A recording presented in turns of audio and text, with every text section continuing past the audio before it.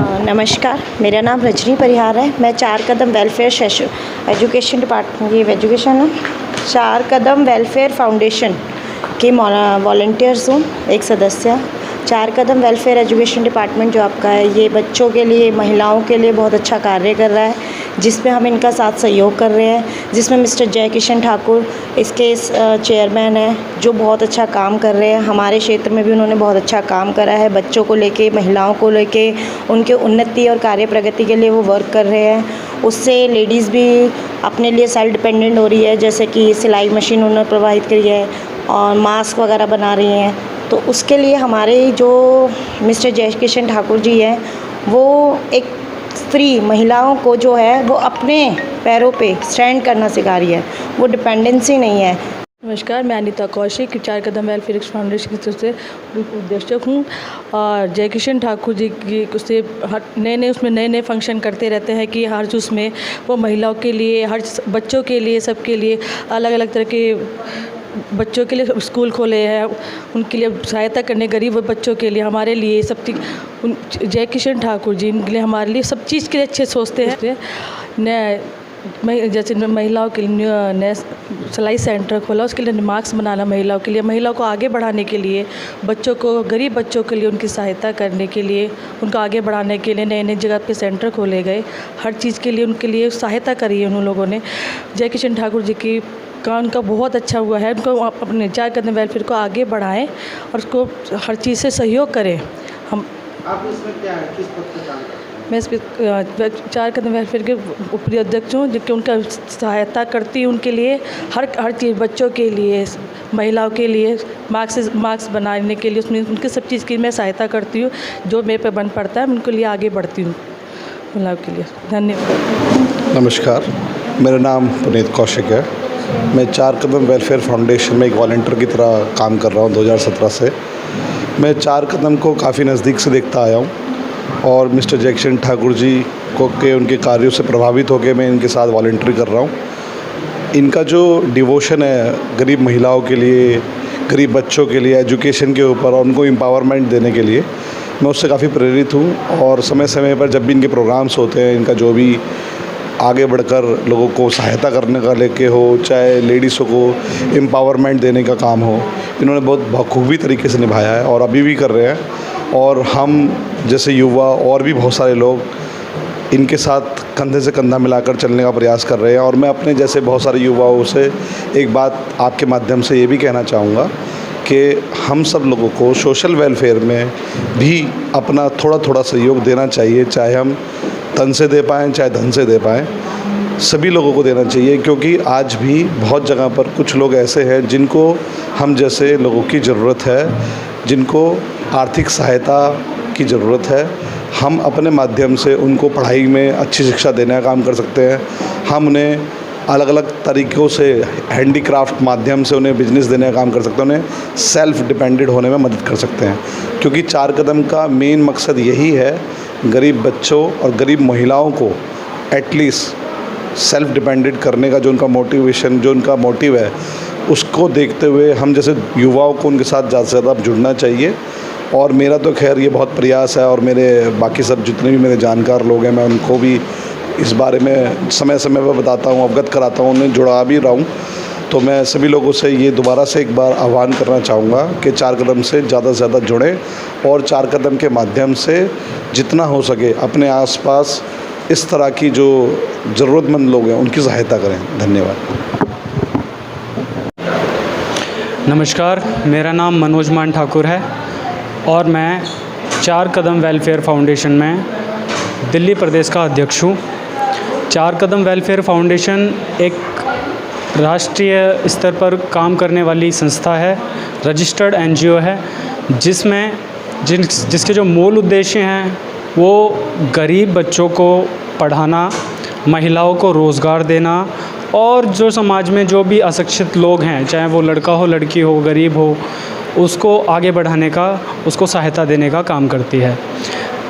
चार कदम welfare foundation पूरे भारत में लगभग अभी हमारे 10 राज्यों में हमारी संस्था के पदाधिकारी और कार्यकर्ता काम कर रहे हैं, जिसमें बिहार हो गया, महाराष्ट्र हो गया, मध्य प्रदेश हो गया, पंजाब हो गया, उत्तर प्रदेश, हरियाणा, इस तरह से लगभग 10 राज्यों में हमारी संस्था पूरे जो समाज सेवा का कार्य है वो कर रही है, जिसमें अभी तक हमने 20 बच्चियों को, गरीब बच्चियों को मुफ्त में नर्सिंग जो एक पैरामेडिकल जो क्षेत्र होता है उसमें एडमिशन दिया है, और वो भी हमने, कुछ बच्चियों ने बहुत छोटा अमाउंट उसका पे किया है, लेकिन हमने अपनी तरफ से कुछ, हमारे पास जो डोनेशन आता है या कुछ सहायता करते हैं कुछ लोग, और कुछ अपनी तरफ से भी हम उसमें सहायता करके उन बच्चों को एडमिशन दिलाया है।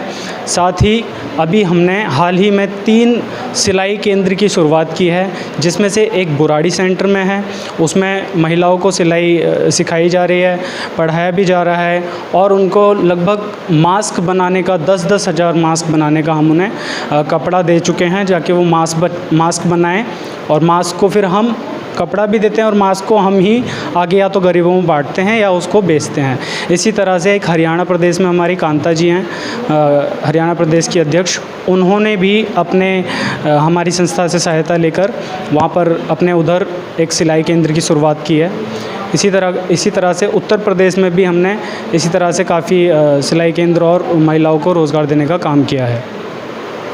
दिल्ली प्रदेश में अभी जो फाउंडेशन की शुरुआत हुई है, यहाँ पे कहाँ तक? दिल्ली में लगभग पूरी हमारी एक टीम है, और माननीय राष्ट्रीय अध्यक्ष जय किशन ठाकुर जी के नेतृत्व में सारे काम होते हैं। ये समय समय पर, मतलब हमने स्थिति के अकॉर्डिंग हमने सहायता दी है। अभी कोरोना के टाइम में हमने ऐसे लोग जिनके पास राशन नहीं है या उनका राशन कार्ड नहीं बना हुआ है, तो हमने उनको घर घर जाकर राशन देने का काम किया है कोरोना की महामारी के समय में। और बहुत से लोगों की मानसिकता होती है कि वो जब कुछ देते हैं तो उसको बहुत हाईलाइट कर देते हैं, लाइक फ़ोटो खिंचाना उनके साथ में, जो कि किसी इंसान के स्वाभिमान को बहुत ठेस पहुंचाता है। हमने इस तरह के कुछ काम नहीं किया, क्योंकि हमने एक पर्दे के पीछे रहकर उसको सहायता प्रदान करी है, और काफ़ी लोग हमसे जुड़े हुए भी हैं इसी समाज सेवा के कारण। उसी के साथ साथ अब हमने जैसे कि बताया, काफ़ी बच्चों को, गरीब बच्चों को जिनके पास फ़ीस नहीं होती है, पैसे जमा करने के लिए नहीं होते हैं, उनको हम अपनी तरफ से मदद प्रदान करके उनको एडमिशन्स कराते हैं, चाहे वो पैरामेडिकल का क्षेत्र हो या BA LLB हो गया हो या किसी स्कूल में एडमिशन हो गए हों। इसी दिल्ली में हमने लगभग काफ़ी बच्चों को इस तरह से एडमिशन कराया है और महिलाओं को रोज़गार प्रदान किया है। हाँ, मेरा नाम हरद्वारी लाल आर्य है और चार कदम वेलफेयर में कार्यकारिणी, राष्ट्रीय कार्यकारिणी के सदस्य हैं। इसका मेन उद्देश्य है लघु कुटीर उद्योग को बढ़ावा देना, महिलाओं को रोज़गार देना। जैसे कि सरकार की काफ़ी योजनाएं चल रही, जैसे जैसे इस टाइम आप कुटीर उद्योग धंधे को देख लें, पशुपालन से लेके मधुमक्खी पालन, गांव देहात के दूर दराज इलाकों में पापड़ और अचार के उद्योग धंधों के द्वारा महिलाओं के लिए रोज़गार ढूंढना, बेरोज़गार जो नौजवान हैं आज के द्वारा, तो इंटीरियर में कुछ उनकी जानकारी सरकार की योजनाओं की नहीं होती।